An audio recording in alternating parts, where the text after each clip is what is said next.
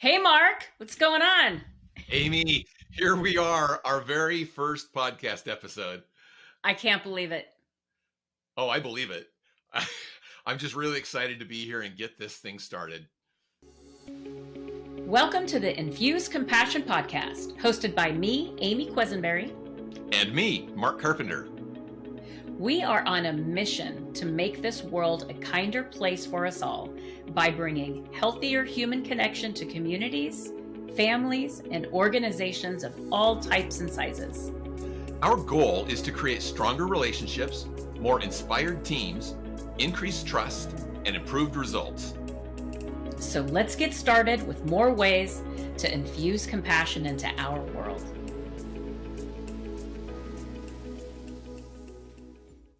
There was a moment where you had said you had been asked, when I came to you and said, hey, let's do a podcast, you said what? I said, yes, let's do this. I've also been asked to, or encouraged to do podcasts many times in the past, and I've always resisted it. And I've resisted it because I thought, I just don't see the value in my time of it. But when we got to this topic, I said, yes, this is where the value is in the time.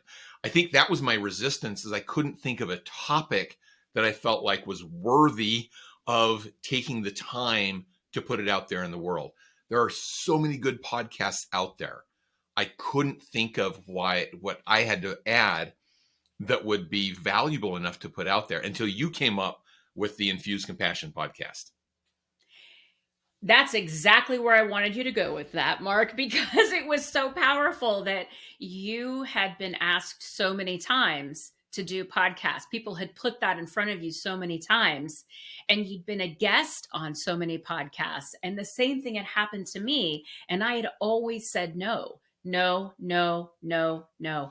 And then in the planning of our Infuse Compassion into Companies conference, that's when it came to me, we need to do a podcast.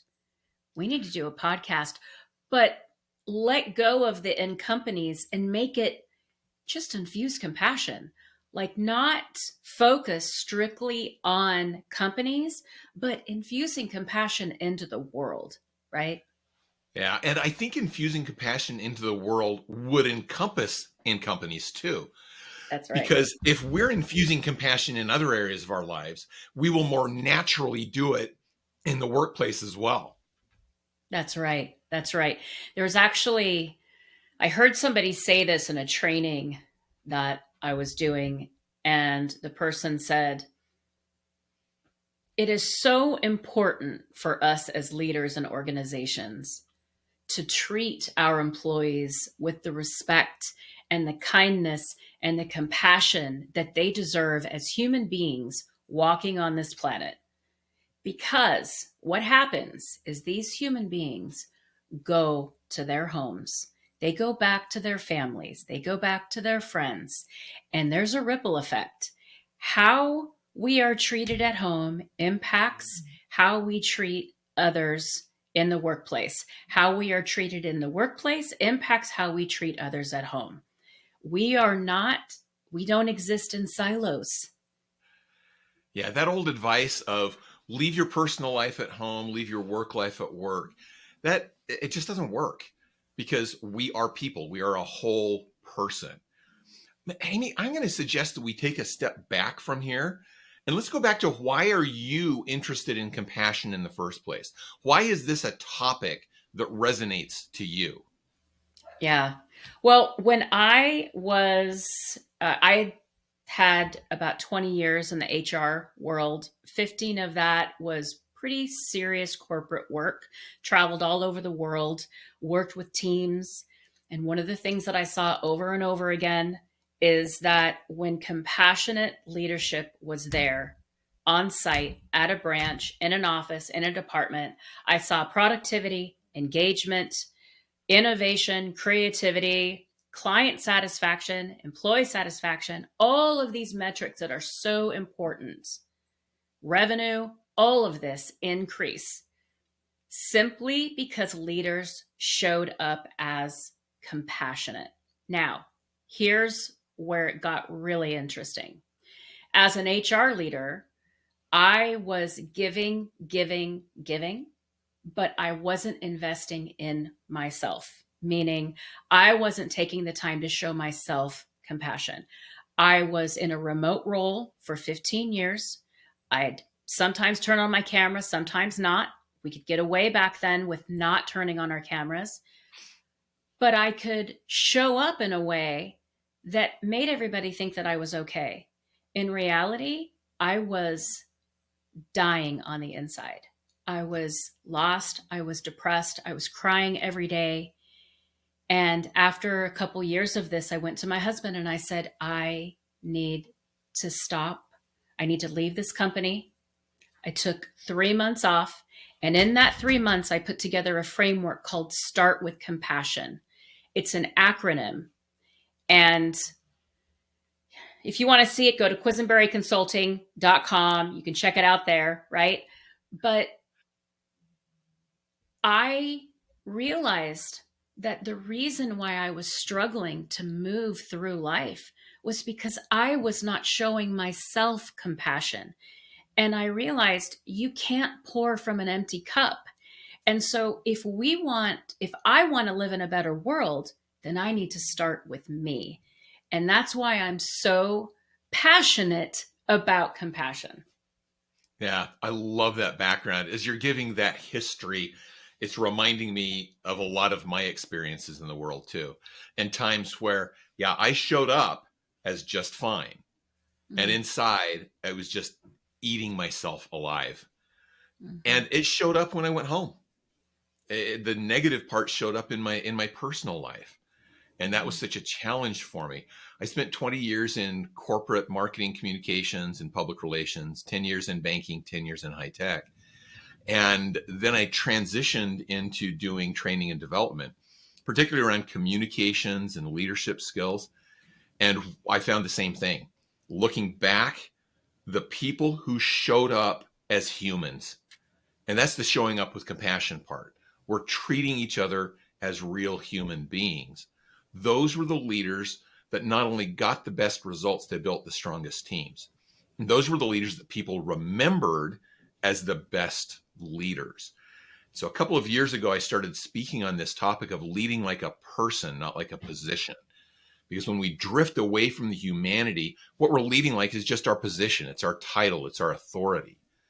But the people who lead like a person get the better results. And so that resulted in the book that I've recently published called Lead Like a Person, Not Like a Position. And I'll just do the same pitch as you. If you want more background on that, go to leadlikeaperson.com. So we won't go through all the background and everything that we've done, but that's really what brought us together on this topic of compassion. I'm going to put this to you, Amy. I have an answer for it as well. But who is this podcast for? Well, I've coined the name the Compassionators, right? And we like the Compassionators because they sound like what, Mark? Well, they've self-selected in there, and it's the opposite of the instigators. Is the first thing that came to my mind. Is we have this title of people that create problems. They're the instigators, but we don't have something for the people on the other side of it. And so when you brought up that phrase, that term, compassionators, I fell in love with it immediately. Talk to us about who the compassionators are.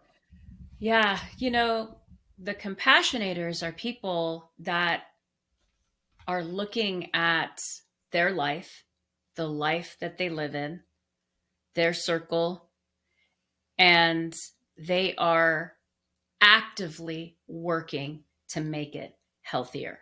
They're actively working. It's not just sitting and saying, I wish, I hope. Why don't they do something?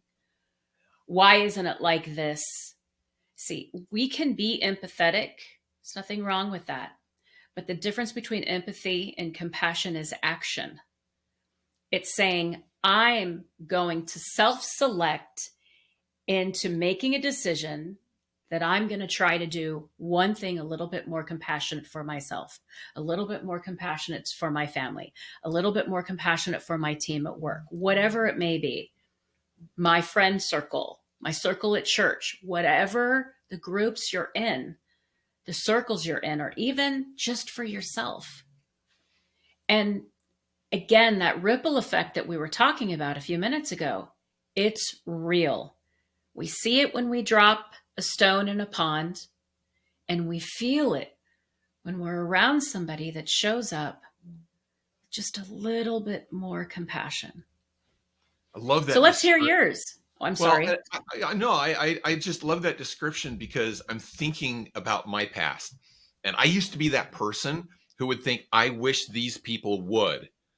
And I put everything onto, I wish other people would change. But when I got to the point that I need to change first, and by my changing, I can help others, if by nothing else, just by the example that it shows. And I think that's just such a key factor, is that we make a decision that we're going to do something, that action is the key factor or the key character trait of the compassionators, those who really want to make a difference in their life. So I'm totally with you on who this is for. And that ranges from people who are business leaders, people who are community leaders, just better family members. This will help you to change the world. Amy, you were talking a little bit earlier about the idea that if we could teach children compassion, if we could teach children to treat each other, regardless of the circumstances, well and like people, that we could resolve almost all of the world's problems within a generation or two. And I'd really like us to start making those steps, to take those steps that leads toward compassion action. We're going to coin that phrase. We're going to do some compassion action. What does it take to make those changes that are going to solve the problems that we face in the world? And that is such a difference maker. You know, when we go back to, in my Start with Compassion framework, the M is for moments. How you show up matters. We need to choose our moments wisely, though, right? We need to choose those moments wisely. You can't give nonstop. So many of us, we push, we stretch. We are working so hard to get to the next moment, the next day, the next meeting, get dinner on the table for our family, get whoever we need to wherever they need to be. All of this matters. And at the end of the day, sometimes we are just lost. We are lost in it. And that's why I like to say we do need to start with ourselves. We do need to acknowledge self-care matters. You and I have had conversations about this in the past, just a few weeks ago.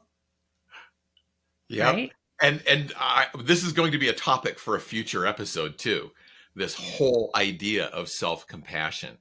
And that's really where I was thinking we could transition from here. What can people expect from this podcast going forward? One of the things that they can expect is intentional, vulnerable, authentic conversations where you and I are both showing up, talking about things that are important to us. Sometimes it will be you and I. Other times we'll have a guest, maybe two guests on. It just depends. One of the things that was really important to us, though, which is why we won't always have guests, is we're going to be so excited by some of the guests that we already have on our huge long list. We're going to have so many questions and so much to share and so much to say, but we're going to do our best to spotlight that guest, because we know we've all been on those podcasts where you can hear the host is so excited and they want to share their experience. And we've said, okay, let's take a step back. Let's get intentional. And so that's why sometimes you're going to be hearing us talk about our guest that was on a previous episode.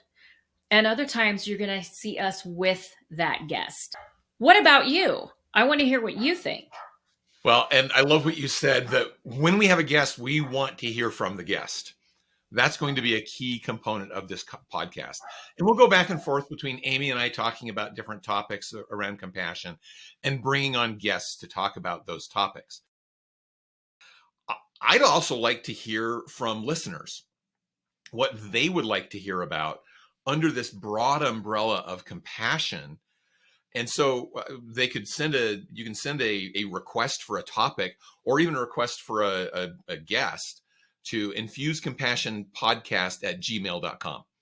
So that's an email address that you can communicate with us on, infusecompassionpodcast@gmail.com. Let us know what topics you'd like to hear from. What would help you in this world to infuse compassion into your lives and into the lives of those around you. I'm just excited about the depth and the various different topics that we can go on. And as you said, Amy, I'm really excited about some of the guests that we've got as potentials on our list. And we'll be introducing those to you as we go forward with this podcast. And with that, I want to leave everybody with the thoughts of, imagine what our world could be like, what it could feel like if we all just showed up just a little bit more compassionate. Just imagine. It's possible. It just takes some intention and some action. That's it. Yeah. And in our future episodes, we'll talk about specific actions you can take to do that. That's one of the items that we'll bring guests on to discuss. What can we do to just incrementally add a little more compassion day to day in the lives that we live? So thanks for joining us for this first episode. And we look forward to having you with us in future episodes. Please share this with other people who may be interested.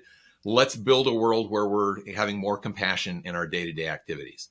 With that in mind, our very first guest that's coming up is Michelle Choate.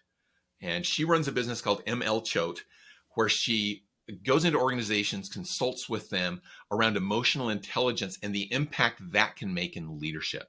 It's about being the best leader you can be, but it starts with back here and who has control over that. It starts with yourself. And so we're really excited to have Michelle on. Michelle was one of the speakers in our Infuse Compassion into Companies conference in November of 2024. So we're looking forward to having her on as a guest. Look for that episode coming up. You are not going to want to miss it. You are all going to love Michelle. All right. Thanks so much, everybody, and we'll see you next time. Thank you for joining us for this episode of the Infuse Compassion podcast. If you enjoyed the conversation, please share a review and like the podcast so other compassionators can join us. Until next time, let's all do something each day to infuse compassion into the world. For more information on our guests, see the show notes. For more information on Mark and Amy, go to infusecompassion.com.